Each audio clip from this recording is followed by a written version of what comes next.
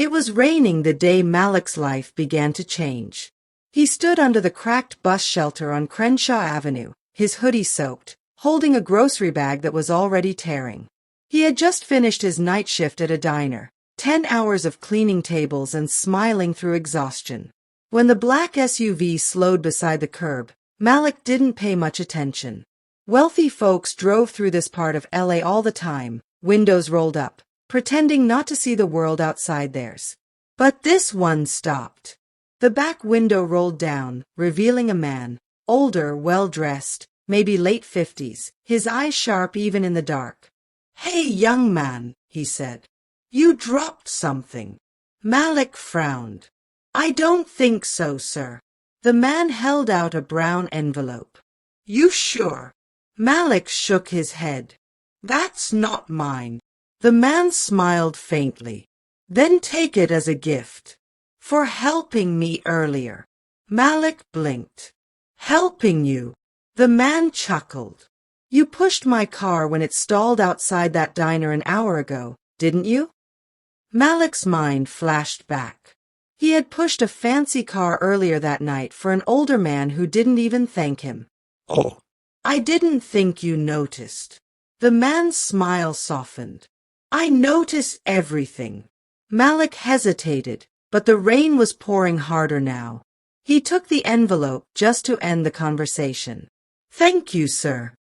"Name's Mr. Harris," the man said before the car drove off. Later, inside his small apartment, Malik opened the envelope. Inside was $5,000 in cash and a handwritten note. Sometimes good deeds open hidden doors. Malik froze, his heart pounding. He didn't know that the door opening wasn't to wealth, it was to the truth about his life. The next morning, Malik could barely focus at work. The envelope sat hidden in his locker, wrapped in an old t-shirt like a secret that might vanish if he looked at it too long. He'd counted the money 3 times. $5,000, more than he made in 3 months at the diner. When his coworker, Tasha, noticed his distracted look, she nudged him. "Boy, you look like you seen a ghost." "What's up?" Malik smiled faintly. "Nothing. Just tired." "You're always tired," she teased, then frowned. "You okay, though? You look kinda spaced out." "I'm fine, Tasha. Just thinking about life." She gave him a look that said she didn't believe him but dropped it. After his shift, he stopped by a small cafe to grab coffee before heading home. As he stood in line, a familiar deep voice called from behind him. "Did you get my note?"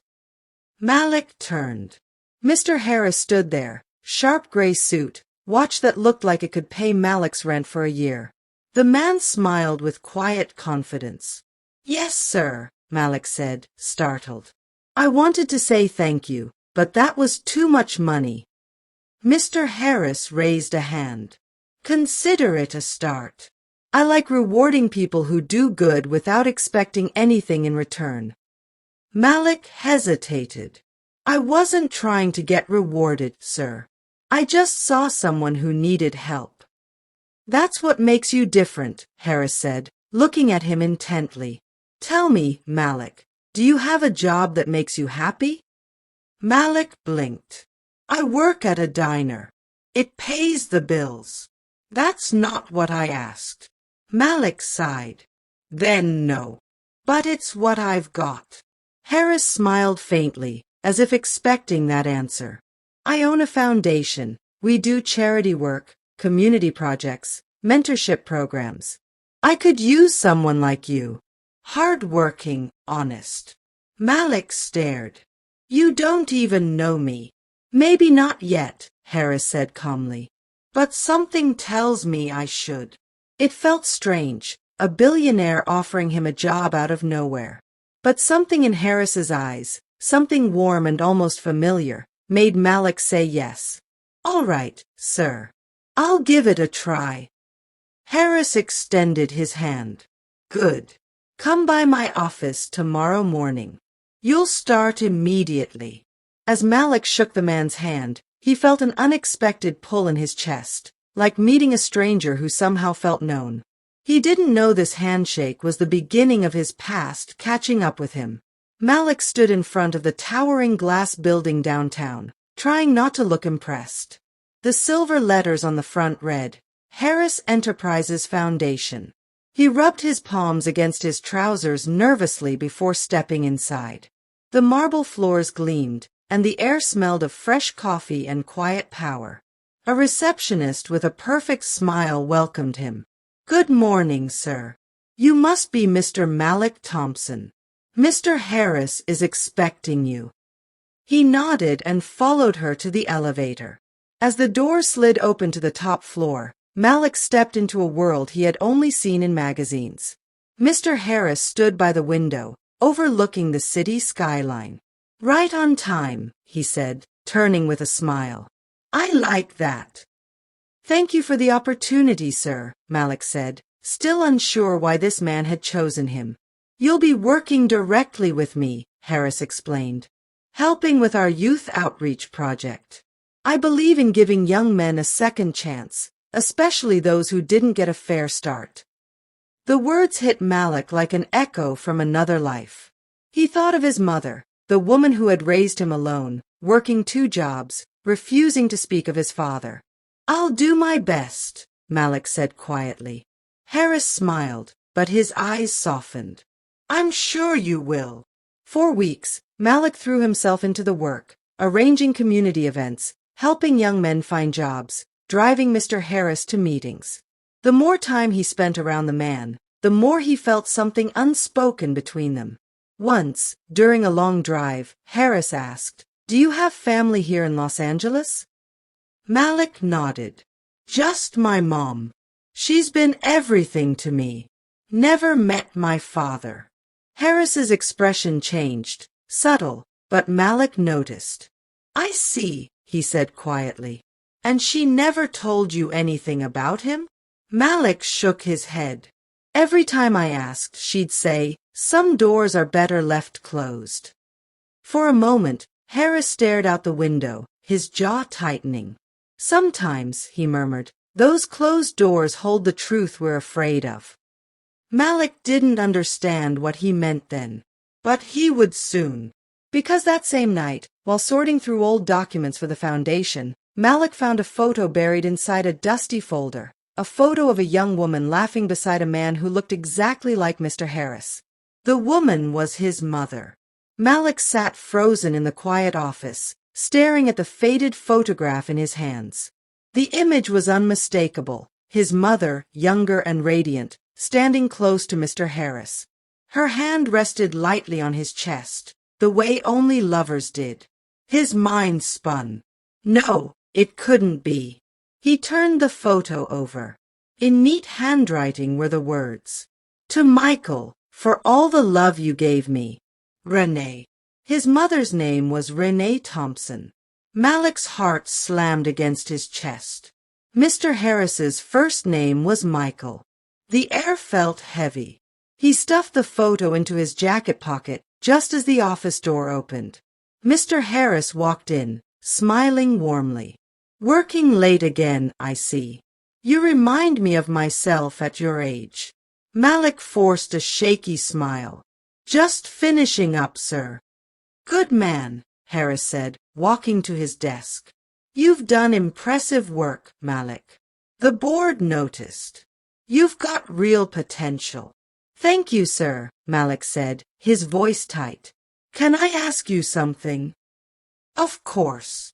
Did you ever know someone named Renee Thompson?" Harris froze. For a split second, his polished calm cracked. "Why do you ask?" Malik swallowed hard. "Because I found a photo of you and her from years ago." Harris's hand trembled slightly as he sat down. "Where did you find that?" "In one of the old folders," Malik said quietly. "You two looked close." The older man stared at the desk for a long moment before speaking. "Yes," he said finally, his voice low. "Renee and I, we were close. Very close. She was a good woman. Strong. Kind. I made mistakes, Malik. Mistakes I've lived with for years. Malik's chest tightened. What kind of mistakes?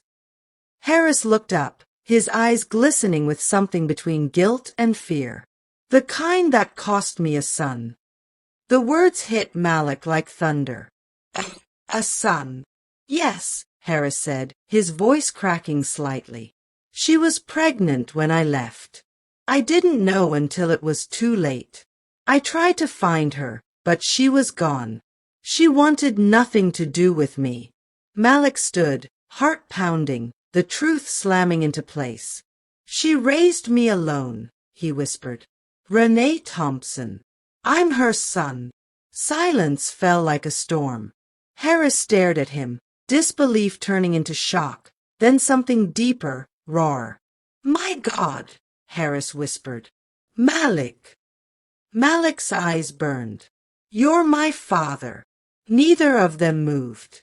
The space between them was filled with 26 years of absence, regret, and broken truths. Finally, Harris whispered, I swear to you, I never stopped thinking about her, or wondering if she kept the baby. Malik's jaw tightened. Well, she did. And she did it without you. He turned and walked out, leaving Harris sitting alone, the weight of lost years crushing him. Malik didn't sleep that night. He drove straight to his mother's small apartment in Inglewood.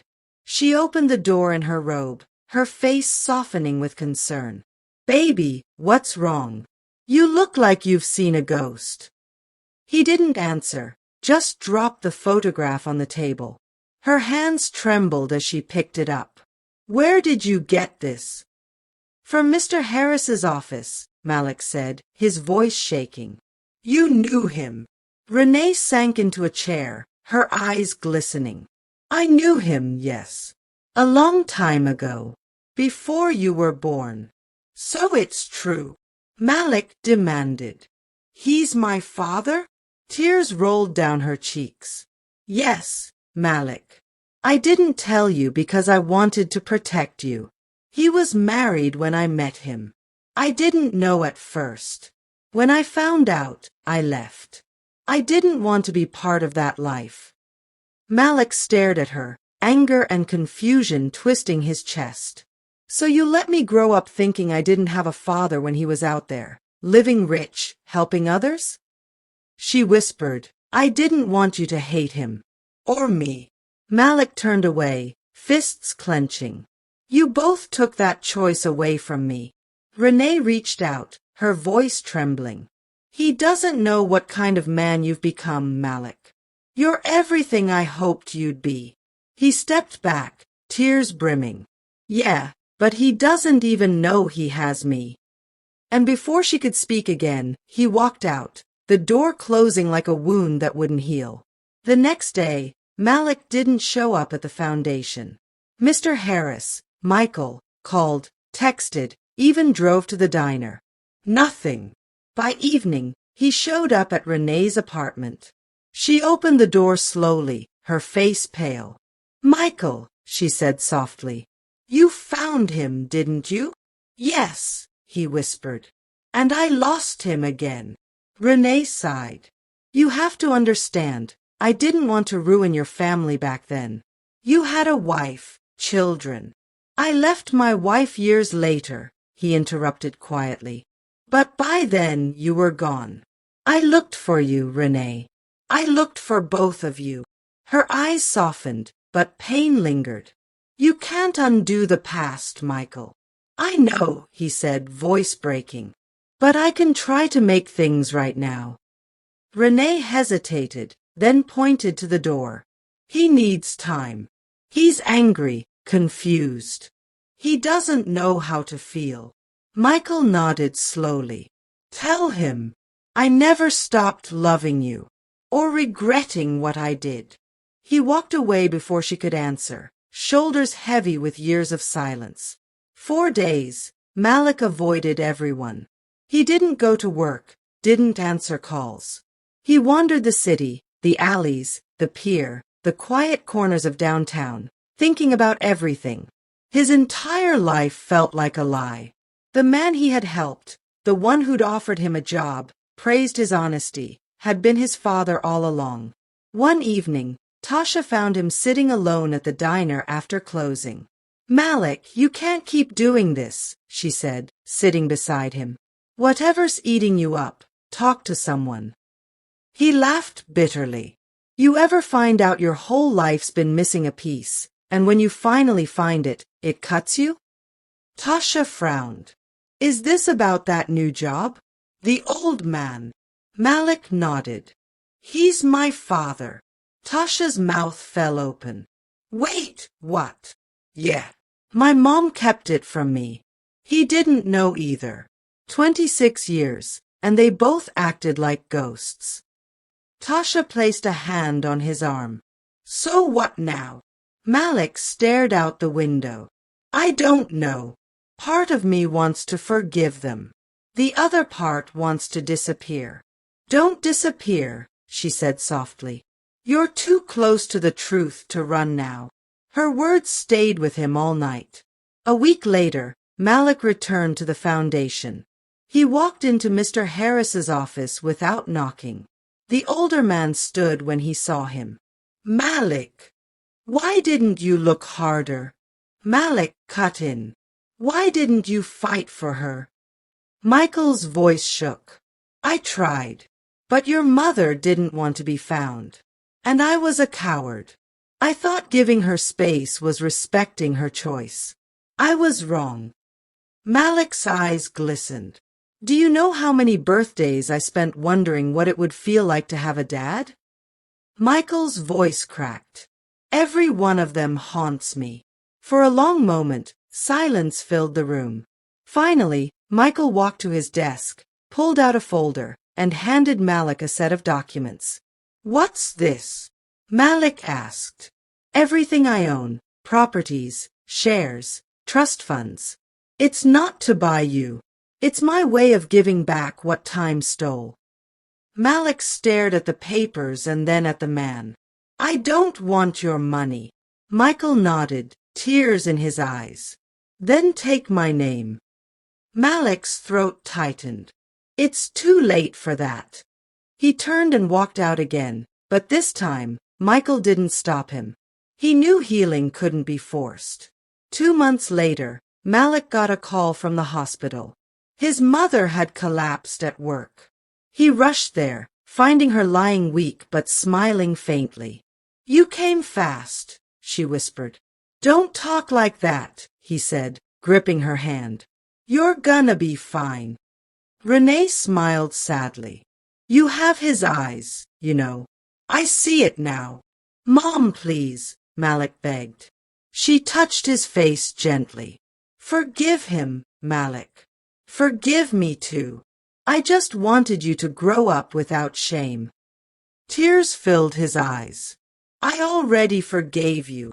She smiled again, softer this time. "Then promise me something. Don't let the pain stop you from living." "I promise," he whispered. Her hand went still in his. That night, Malik sat by her bedside long after she was gone, the room silent except for the sound of his quiet sobs. A month after the funeral, Malik visited Mr. Harris. He found him sitting alone in the garden behind the foundation, feeding birds. When the older man looked up, Malik said quietly, "She's gone." Michael closed his eyes, pain washing over his face. "Renee was everything I once prayed for and didn't deserve." They sat in silence for a while before Malik finally spoke. "She told me to forgive you." Michael's eyes watered. "Do you?" Malik hesitated. "I'm trying. It's hard to love someone who was never there, but it's harder to hate someone who's trying now." A tear slipped down Michael's cheek. "That's more grace than I deserve." Malik stood. "I'm not ready to call you Dad, but maybe one day." Michael nodded slowly. "That's enough." As Malik turned to leave, Michael called softly, "You know, I never imagined the boy who helped me on that rainy night would be my son. God has a strange way of bringing people home." Malik smiled faintly, his eyes glistening. Yeah, he does. He walked away, the city lights glowing in the distance, carrying both pain and peace in his heart. The billionaire and the son he never knew watched each other from across the garden, two broken men finally learning how to begin again, even if too late.